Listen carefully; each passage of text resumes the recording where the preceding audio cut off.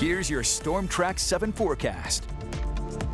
Good afternoon, I'm Storm Track 7 meteorologist Joshua France, and we're continuing to watch high pressure move into our state. That brings with it the heat and the humidity. Right now, winds are out of the southwest at about 5 to 15 miles an hour.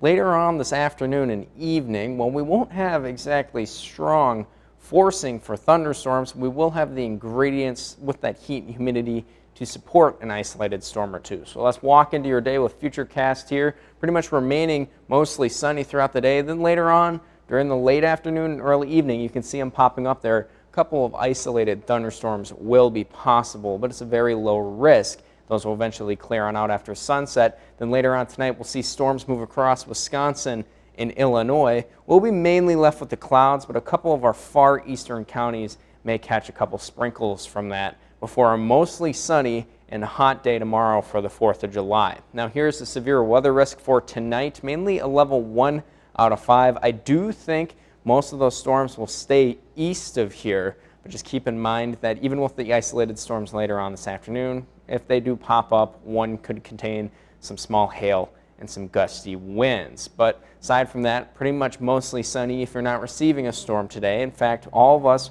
will be pretty warm, getting into the upper 80s and lower 90s. Then tonight we're hanging on the warmer side in the upper 60s and lower 70s. That heat climbs just a little bit more tomorrow. 90s stretching further off to the north, remaining in the upper 80s and lower 90s. These 90s may feel more like the upper 90s due to dew points in the lower 70s. But that's because that high pressure sets up over us on Friday. That's why we'll not really have an isolated storm chance tomorrow.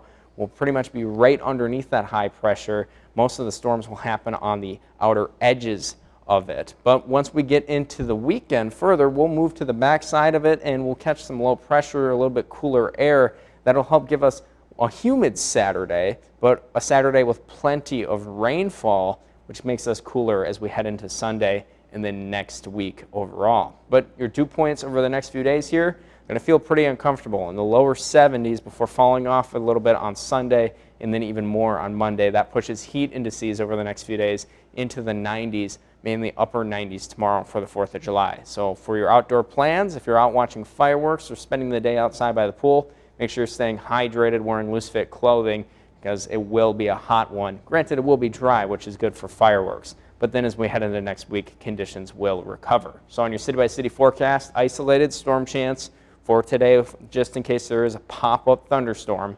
Then mostly sunny tomorrow, and then on Saturday, more widespread rainfall that helps cool us off into Sunday. And then as we kick off next week, we'll hold with temperatures pretty much where we expect them to be this time of year, around 85 degrees. And then we'll see those precipitation chances return middle of next week.